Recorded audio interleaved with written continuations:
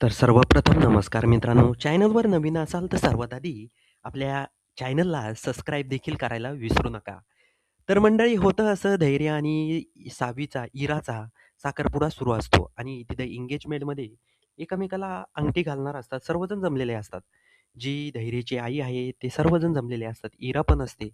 पण होतं असं, जी सावी असते मुद्दामून मोठ्याने बोलते, "माझ्या नवऱ्याचा साखरपुडा आहे, नाचा रे. नवऱ्याचं लग्न आहे, नाचा रे." असं मोठ्या-मोठ्याने ओरडत असते. त्यामुळेच होतं असं मंडळी, की धैर्याला खूप चीड येते. तो बोलतो, आपली इरा तर पाठीमागे उभा आहे आणि सावी तर खूप एन्जॉय करते. कारण इराच्या डोक्यात पण गणगण झालेली असते. नेमकं सावी असं काय वागते? मी तर तिच्या नवऱ्यासोबत साखरपुडा, एंगेजमेंट करते. मग हे असं का वागते? असा प्रश्न पडतो.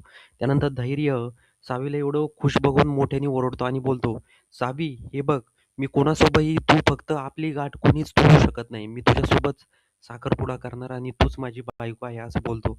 आणि टपकन दिशी ती अंगठी जी असते, ती सावीच्या हातामध्ये तो घालतो आणि त्यानंतर जी सावी असते, ती धैर्याच्या आईकडं बघत असते आणि जी धैर्याची आई आहे, ती देखील सावीकडं बघत असते. दोघांची नजरेला नजर होत असते. तर इकडं मामाच्या डोक्यात तर कपाळातच गेलेले असतात. तिकडे इरा तर चिंतेत पडलेली असते. धैर्य माझ्यासोबत एंगेजमेंट होणार होती ना, असं कसं होऊ शकतं? असं तिथं सुरू असतं. आता येणाऱ्या पुढील भागामध्ये काही इंटरेस्टिंग घडतंय, हे बघण्यासाठी आपल्या मराठमोळ्या चॅनलला सबस्क्राईब करायला देखील विसरू नका.